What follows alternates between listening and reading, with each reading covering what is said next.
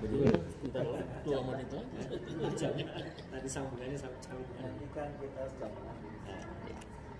Assalamualaikum warahmatullahi wabarakatuh. Waalaikumsalam. Alhamdulillahi wa kafa, wassalatu wassalamu ala rasulihil ladzina istafa, nabiyyina wa maulana Muhammadin al-mujtaba wa ala alihi wa sahbihi wa man ittaba'a hudahum min ahli sidqi wal wafa, amma ba'd. Pertama-tama yang kita hormati Shahibul Bait Pak Setiabudi beserta keluarga, para bapak, para ibu, mas-mas, adik-adik, keluarga besar Bani Haji Syahir ya, dan Bani Haji siapa tadi? Masyhuri ya, yang mudah-mudahan senantiasa dikarunia rahmat dan keberkahan dari Allah Subhanahu wa taala. Pada siang hari ini kita jangan sekali-kali lupa untuk senantiasa bersyukur kepada Allah Subhanahu wa taala karena banyaknya nikmat yang Dia berikan kepada kita semuanya. Rasulullah Shallallahu alaihi wasallam pernah bersabda, "Man asbaha minkum aminan fi sirbihi wa mu'afan fi jasadihi wa indahu qutu yaumihi faka'annama hizat lahud dunya."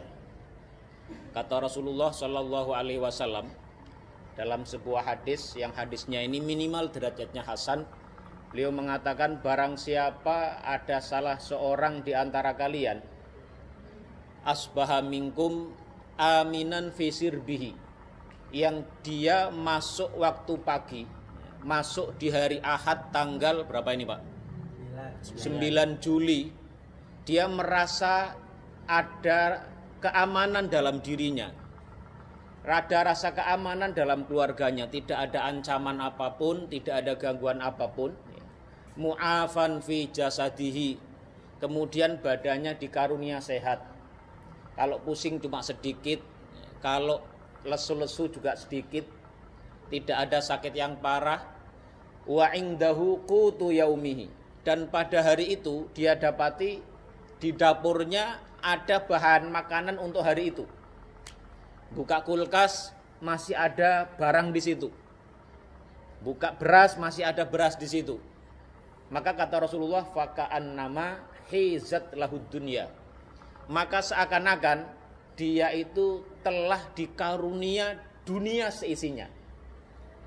Jadi kalau kita hitung 3 nikmat saja, yang pertama nikmat rasa aman, kemudian nikmat sehat, kemudian nikmat ada bahan makanan yang bisa kita makan pada hari itu faka'annama hizat lahud dunya. Seakan-akan dia, orang ini yang punya 3 nikmat ini, itu sudah dikaruniai dunia seisinya. Jadi 3 nikmat saja nilainya sudah setara dengan nikmat diberikan dunia seisinya. Ini menunjukkan betapa besar karunia dan rahmat Allah Subhanahu wa taala kepada kita. Makanya kalau kita baca ayat itu, wa in ta'uddu ni'matallahi la tuhsuha, itu dalam Al-Quran disebutkan 2 kali. Yang satu dalam surat Ibrahim, yang satu dalam surat An-Nahl. Wa in ta'uddu, dan jika kalian menghitung-hitung nikmat Allah Subhanahu wa taala, lan tuhsuha, sekali-kali kalian tidak bisa mampu merinci nikmat itu.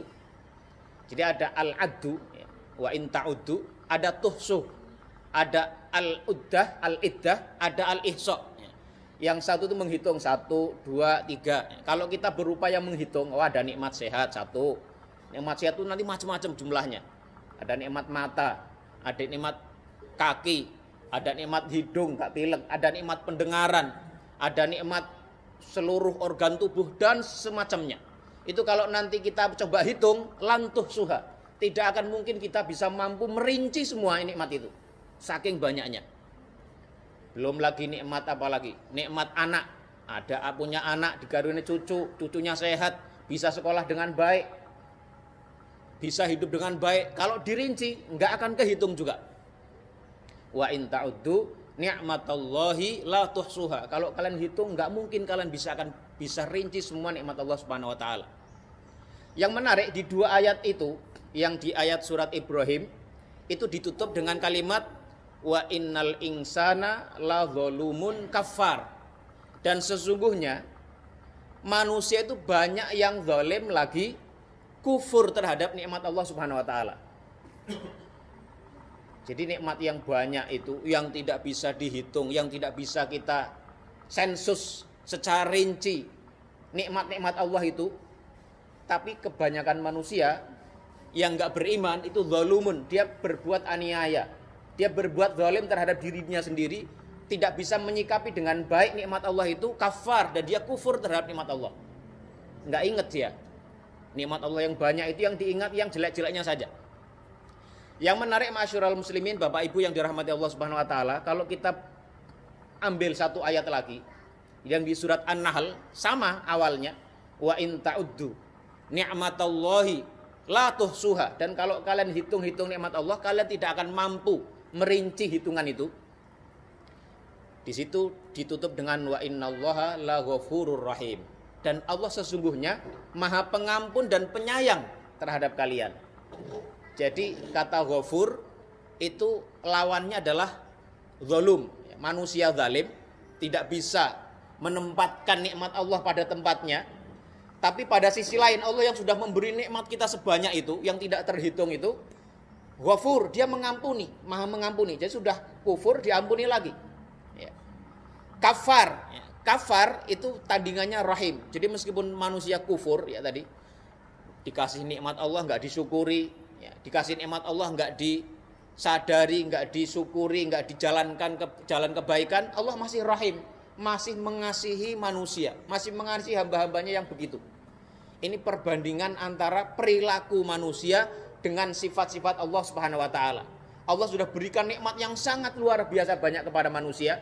Manusianya sifatnya zalum, berbuat zalim yang luar biasa dan kafar, kufur dengan nikmat itu, tapi Allah sikapi dengan ghafurun rahim, dengan rasa ampun yang luar biasa dan rasa kasih sayang tidak ada hentinya.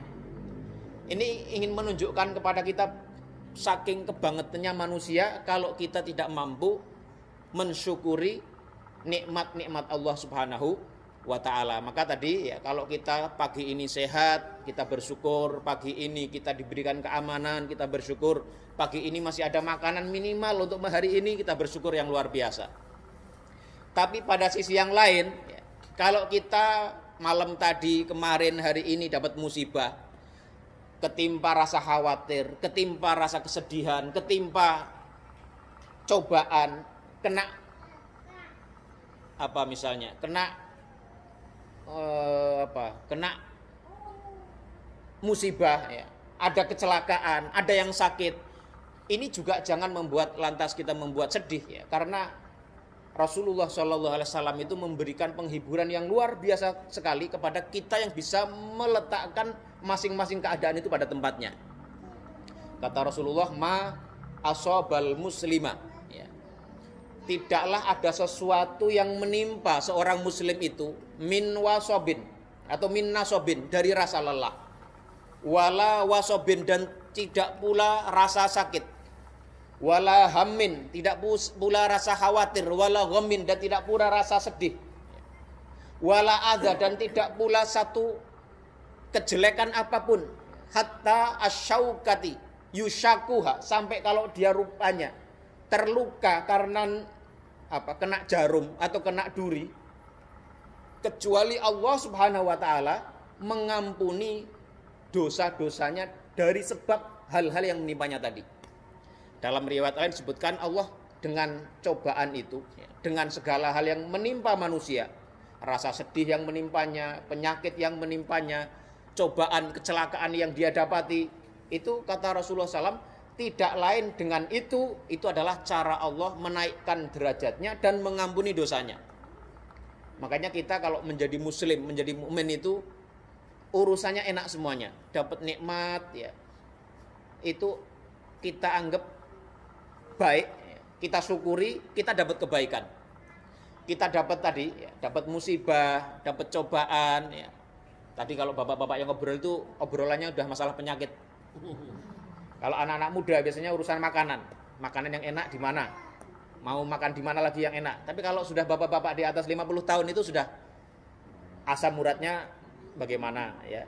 Kadar gulanya berapa, tensinya berapa, itu artinya biasanya usianya udah di atas rata-rata ya, sudah 50 ke atas. Nah, ini kalau kita bagi seorang mukmin kita kena yang tadi itu baik, kena yang ini juga baik. Makanya ajaban li amril mukmini, sungguh luar biasa, menakjubkan urusan seorang mukmin itu. Fa in asobathu sarra syakara. Kalau mendapat kesenangan itu dia bersyukur, fakana khairan lahu, maka itu baik buat dia. Wa in asobathu dharra, dan kalau dia mendapatkan hal yang tidak menyenangkan, ya, ujian, cobaan, macam-macam tadi, ada penyakit, ada kehilangan barang mungkin, ada kecelakaan, ada macam-macam itu, sabar, ya, dia bersabar, fakana khairan lahu, maka itu juga baik buat dia. Jadi nggak ada orang mukmin itu yang urusannya nggak baik. Kalau dia benar-benar mukmin, dia benar-benar muslim yang baik, ketemu nikmat ya bersyukur, itu baik buat dia. Ketemu cobaan, ketemu musibah, dia bersabar, maka itu juga baik buat dia. Karena itu mudah-mudahan kumpul-kumpul kita hari ini ya, meskipun ada yang sehat ya kita syukuri, kalau ada yang lagi kurang sehat ya kita sabar ya.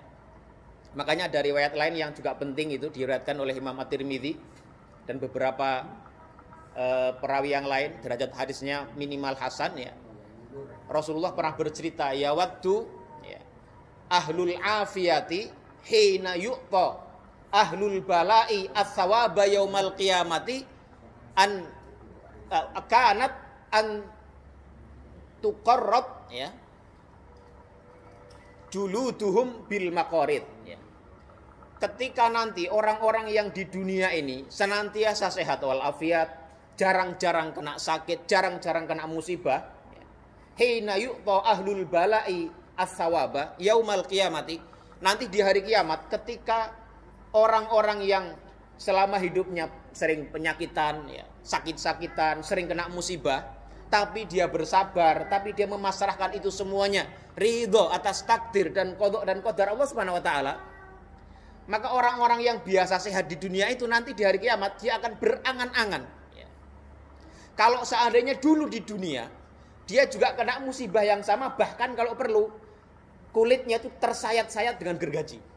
Jadi kalau orang kena musibah, kena duri, kena macam-macam kecelakaan, kalau dia bersabar, dia menyerahkan itu sebagai bagian dari qadar Allah Subhanahu wa taala, dia ridho dengan itu, dia sabar dengan itu, maka diganjar dengan ganjaran yang luar biasa, yang pahalanya itu nanti di hari kiamat itu akan diiriin, akan diinginkan oleh orang yang enggak kena itu nanti di hari kiamat, agar dia berangan-angan dulu di dunia dia dapat hal yang sama, bahkan sampai kulitnya disayat-sayat, nanti dia bisa bersabar dan mendapatkan pahala yang sama yang diterima oleh orang-orang yang kena ujian tadi. Jadi hidup itu kalau bagi orang mukmin nggak ada yang nggak enak ya.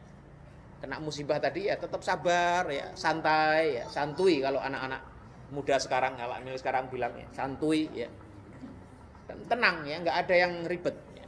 Jadi ini masih mukadimah ini Pak ya. Ya, belum masa inti silaturahim ini 13 menit ini ya, jadi lanjut ya. Ini zuhurnya masih berapa menit lagi? Udah lewat. Mau lanjut Pak? Lanjut. Berapa menit lagi? Ya, tinggi dikit lagi ya. Ya. Jamaah di masjid. Nah, ya, baik kalau gitu sedikit lagi. Jadi ma'asyiral muslimin, Bapak Ibu yang dirahmati Allah Subhanahu wa taala, hari ini kumpul-kumpul ini dalam rangka silaturahim. Ya, silaturahim ini seringkali disalahpahami. Udah komat itu. Adzan. Nah, disalahpahami oleh banyak umat Islam di Indonesia ya.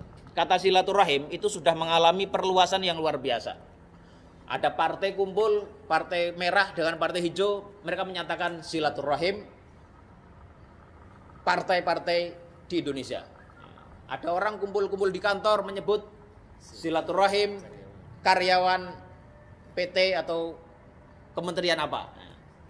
Mungkin itu tidak serta-merta semuanya bisa disalahkan ya. Memang kalau Imam Al-Qurtubi itu pernah mengatakan ada yang disebut silaturahim yang sifatnya luas ya. Itu peluasan makna, yaitu silaturahim antar sesama umat Islam, semuanya itu bisa disebut itu. Tapi itu bukan maksud silaturahim yang diinginkan dalam syariat. Jadi kalau kita membaca Al-Quran dan membaca hadis-hadis Nabi yang selalu disebut tentang silaturahim ya, atau dalam surat An-Nisa misalnya, wattaqullaha alladzi tasaaluna bihi wal arham ya, di situ ada rahim disebutkan di situ. Kemudian hadis-hadis Nabi yang menyebutkan tentang fadilah silaturahim, itu semuanya adalah silaturahim yang dimaksudkan terkait hubungan persaudaraan antara satu kerabat dengan yang lainnya. Jadi kalau definisi silaturahim itu, kalau para ulama kemudian ada yang mendefinisikan bahwa silaturahim itu berkisar di antara orang-orang yang masih satu mahram.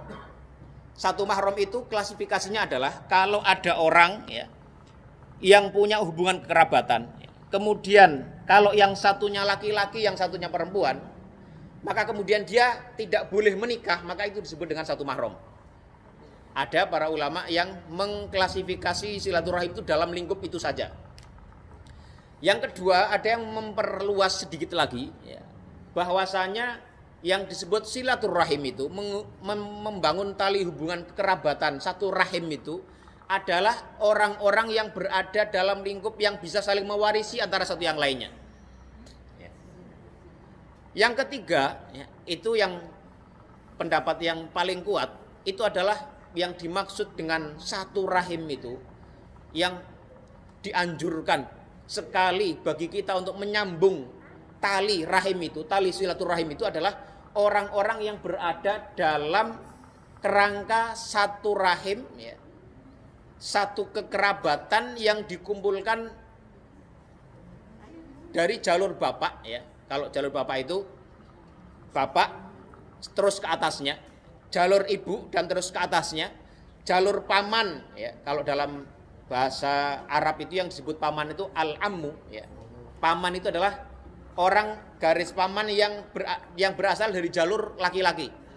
Kemudian ada al-khol ya, jalur paman dari kita ya, kalau menurut bahasa kita, tapi dari jalur ibu ya. Jadi kalau Nabi punya paman Abu Thalib itu ammuhu. Abu Thalib itu karena pamannya dari jalur bapaknya, saudara bapaknya.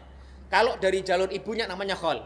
Nah, jalur paman ini dengan anaknya, jalur paman dari pihak ibu dengan anak-anaknya juga, ini masih masuk dalam kerangka silaturahim, termasuk dengan anak dan cucu-cucunya seterusnya.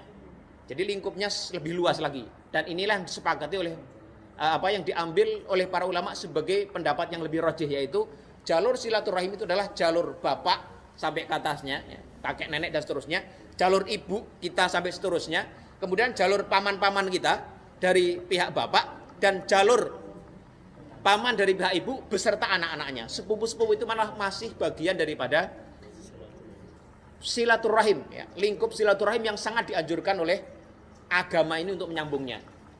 Dan silaturahim itu dalam agama Islam sangat dianjurkan sekali. Misalnya dalam surat An-Nisa itu Allah berfirman ya, wa'budullaha wa la tusyriku bihi syai'a wa bil walidaini ihsana wa bidzil qurba. Ya. Sembahlah kalian semuanya itu Allah Subhanahu wa taala, esakanlah dia, wa la tusyriku bihi syai'a, dan janganlah engkau sekutukan dia dengan satu apapun. Wa bil walidaini ihsana, dan dengan atau terhadap kedua orang tua berbuatlah baik kepada mereka. Setelah itu datang wabidzil qurba, dan orang-orang yang memiliki ikatan kekerabatan, hubungan kekerabatan, hubungan silaturahim tadi. Ini ya. Jadi Allah perintahkan dalam surat An-Nisa itu 3 perintah yang yang sangat luar biasa, yaitu pertama perintah bertauhid kepada Allah, yang kedua adalah perintah berbuat baik kepada orang tua. Kedua perintah ini diikuti dengan perintah yang pertama adalah berbuat baik kepada kerabat, ya. Berbuat baik kepada orang-orang yang punya lingkup tali silaturahim dengan kita. Jadi kalau ada orang misalnya di kantornya dia sering menyelenggarakan kumpul-kumpul yang disebut tadi silaturahim sesama pegawai, silaturahim dengan tetangga, ya. Berbuat baik kepada orang-orang yang dia kenal, tapi dia dengan keluarganya sendiri, dengan kerabatnya sendiri, dengan pamannya sendiri, dengan ponakannya sendiri, dengan sepupunya sendiri tidak pernah kirim SMS, tidak pernah WhatsApp, tidak pernah kontak, tidak pernah mengunjungi, tidak pernah saling sapa, itu dia belum termasuk orang yang bersilaturahim. Jadi jangan salah kita merasa dengan kolega baik, sering kumpul-kumpul, ya, rajin membangun relasi. Tapi kalau dengan keluarga sendiri, dengan kerabat sendiri tidak pernah ya, berinteraksi, tidak pernah berkomunikasi, itu belum termasuk orang-orang yang memenuhi perintah Allah Subhanahu Wa Taala dalam ayat tadi dan berbagai hadis yang Rasulullah SAW katakan. Makanya Rasulullah SAW pernah mengatakan ya, man arada an yunsa'alahu fi ajalihi wa yubassatalahu fi rizqihi falyasil rahimah. Barang siapa yang ingin dipanjangkan umurnya dan diluaskan rizkinya, maka hendaklah dia membangun, memperkuat tali silaturahim. Itu maksudnya itu, hubungan kekeluargaan itu. Jadi dimulai dari keluarga. Bahkan sedekah pun kata Rasulullah, kalau kita ngasih kepada orang miskin, kita dapat 1 pahala sedekah. Tapi kalau kita berikan ya, sedekah kita itu ke saudara kita yang juga sama-sama miskin, maka kita dapat 2 pahala. Pahala sedekah itu dan pahala menyambung tali silaturahim. Jadi kalau kita sering bersedekah, sering berbuat baik, lihat dulu di antara kerabat kita itu ada nggak yang sama-sama membutuhkan? Di antara kerabat kita ada nggak orang-orang yang juga sama-sama miskin? Ada nggak orang-orang yang fakir yang perlu kita berikan? Karena dengan itu kita bisa mendapatkan 2 fadilah sekaligus, yaitu fadilah sedekah itu sendiri, dan fadilah yang kedua adalah, atau keutamaan yang kedua adalah keutamaan dalam hal membangun tali silaturahim. Nah, masyarul muslimin yang dirahmati Allah Subhanahu Wa Taala, ada banyak cara kita untuk membangun, memperkuat tali silaturahim. Pada kesempatan kali ini saya hanya ingin sebutkan satu saja ya. Satu sifat yang penting yang perlu kita perhatikan agar kita tidak mudah terputus silaturahim kita, yaitu yang disebut dengan at-taghaful. At-taghaful itu adalah sifat yang kita itu pura-pura tidak tahu kalau ada orang lain yang punya kekurangan. Salah satu contohnya itu dulu ya, ada seorang namanya Imam Hatim. Imam Hatim ini generasinya generasi tabi'in atau tabi'ut tabi'in. Beliau itu seorang ulama yang sangat populer, sangat masyhur. Suatu ketika ada seorang perempuan bertanya, meminta fatwa kepada beliau. Ketika dia bertanya, tiba-tiba, ya mohon maaf ya, perempuan ini keluar angin. Ya, keluar angin, tiut, kira-kira gitulah ya. Ya, atau bunyi yang sejenis ya. Ini mohon maaf ini. Perempuan ini merasa sangat malu sekali. Karena dia, dia merasa pasti ini saya dianggap kurang sopan, kurang ajar, tidak punya adab, masa di depan seorang imam besar, seorang alim kabir, ya, seorang yang sangat masyhur sekali kok saya kentut. Imam Hatim, ya, karena keluasan ilmu beliau, ya, hikmah yang luar biasa, akhlak yang tinggi, tahu ya perempuan ini berada dalam posisi yang sulit, beliau tiba-tiba berkata, wahai perempuan, ya, wahai ibu-ibu, ya, Bu, tolong ulangi pertanyaan jenengan. Angkat suaranya karena saya tidak terlalu bisa mendengar suara jenengan. Dengan pertanyaan itu, dengan ungkapan itu, si ibu ini merasa plong luar biasa. Oh, ternyata imam ini sangat mungkin sekali tidak mendengar suara angin saya. Karena pertanyaan saya pun itu minta diulang, minta dikeraskan. Maka sejak itulah kemudian imam ini digelari dengan Hatim al-Asom. Al-Asom itu artinya orang yang tuli. Imam Hatim ini disebut dengan Hatim al-Asom karena dia apa? Dia pura-pura tuli demi menyelamatkan kehormatan si ibu tadi. Si ibu tadi punya kesalahan jelas. Imam Hatim dengar. Bukannya nggak tahu, tapi demi menyelamatkan kehormatannya, demi menjaga rasa malunya, Imam Hatim pura-pura. Beliau mengatakan, tolong perkeras lagi pertanyaanmu karena saya tidak terlalu mendengar pertanyaanmu. Nah, akhlak seperti ini itu sangat baik sekali dijaga di antara satu keluarga dengan yang lain. Misalnya keluarga ada kumpul-kumpul begini, ada satu yang membawa buah tangan, ada yang tidak misalnya. Udah, jangan pura-pura nggak tahu aja udah. Atau sama-sama buah tangan, yang satu mungkin barangnya mahal, yang satu biasa-biasa saja. Jangan diulik-ulik, jangan diperhatikan, oh ini fulan begini-begini, enggak, jangan, udah taghaful. Anggap enteng saja, anggap santai.